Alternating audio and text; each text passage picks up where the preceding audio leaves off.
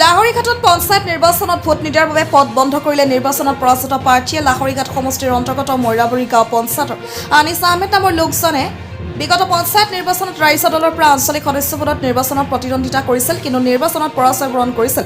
নিজৰ চুবুৰীৰ ৰাইজে ভোট নিদিয়া বুলি সন্দেহ কৰি চুবুৰীয়াৰ ৰাইজৰ অহা যোৱা পথ বন্ধ কৰি দিয়ে। চুবুৰীৰ প্ৰায় ৪৫টা পৰিয়ালৰ সম্পত্তি অহা যোৱা কৰিব নোৱাৰে। চুবুৰীৰ ৰাইজে মৈৰাবাৰী থানাত এই সন্দৰ্ভত জাননী দিয়াৰ পিছতো আৰক্ষীয়ে কোনো ব্যৱস্থা গ্ৰহণ কৰা নাই। উপায়হীন শতাধিক ৰাইজ লাহৰীঘাট সমষ্টিত উপস্থিত হৈ অভিযোগ দাখিল কৰে।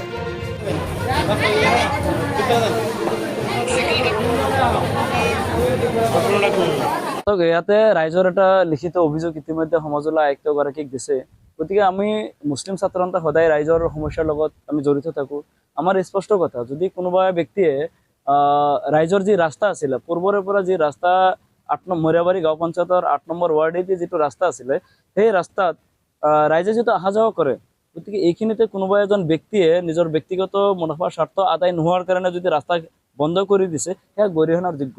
আমি বিচাৰিম যাতে ৰাইজৰ সুবিধাৰ্থে অন্তত ৰাইজ যাতে চলাচল কৰিব পাৰে, সেইখিনি ব্যৱস্থা আমাৰ আয়ুক্তগৰাকীয়ে কৰি দিব লাগে বুলি আমি আশাবাদী। আমি দাবী জনাইছোঁ আমাৰ মুছলিম ছাত্ৰ সন্থাৰ লগতে আমি ৰাইজৰ ফালৰ পৰা আমি ইতিমধ্যে লিখিত এটা অভিযোগ দাখিল কৰা হৈছে আৰু সমজিলা আয়ুক্তগৰাকীয়ে আমাক আশ্বাস দিছে যেন অতি সোনকালে তেখেতে ২৪ ঘণ্টাৰ ভিতৰত ইয়াৰ বিহিত ব্যৱস্থা কৰিব বুলি আশা দিছে। গতিকে আমি আশাবাদী যেন লাহৰীঘাট সমজিলা আয়ুক্তগৰাকীয়ে আমাৰ যি দাবী আছিলে যেন ৰাইজে চলাচল কৰিব পৰাকৈ যাতে ৰাস্তাটো উলিয়াই দিয়ে, আমি তাৰে কামনা কৰিছোঁ। অন্যথা ৰাইজৰ স্বাৰ্থত আমি মাত মাতিবলৈ আমি কুণ্ঠাবোধ নকৰোঁ। দৰকাৰ হ'লে আমি ইয়াতকে জংগী আন্দোলন গঢ়ি তুলিবলৈ আমি বাধ্য হ'ম। কাৰণ মৈৰাবাৰী পঞ্চায়তত মৈৰাবাৰী ৮ নম্বৰ ৱাৰ্ডত বৰজানপাৰাত মোৰ ঘৰ।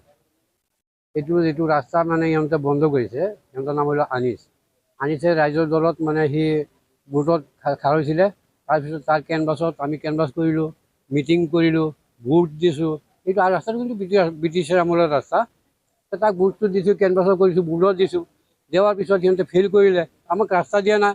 ডিঙি কাটি দিম, ভৰি কাটি দিম, এইফালে আহিলে দা দি কোবাই পেলাই জানত পেলাই দিম, এনেকুৱা গালি দিছোঁ। গালি দি পেলাই কৈছে এতিয়া ৱাল দি দিম। যোৱা পঞ্চায়ত ইলেকশ্যনত ৰাইজৰ দলৰ পৰা আনিছ আহমেদ তেওঁৰ পত্নীক লৈ এপি মেম্বাৰত প্ৰতিদ্বন্দ্বিতা কৰিছিল। তাৰ ফলত মানে তেওঁৰ ফলাফল মানে বেয়া হৈছে। বেয়া হোৱাৰ কাৰণত তেওঁক মানে আমাক সন্দেহ কৰি ভোট দিয়া নাই বুলি সন্দেহ কৰি আমাৰ ৰাস্তা বন্ধ কৰি দিছে। লগতে আমাক ভাবুকি দিছে যে এইখিনি গ'লে আমাক মাৰি পেলাব। মানে ৰাস্তা বন্ধ কৰিছে আনিছ আহমেদ, তেওঁই ১ নম্বৰ। মানে মাটিখিনি তেওঁৰ দেউতাৰ, তেওঁৰ খুৰাৰ,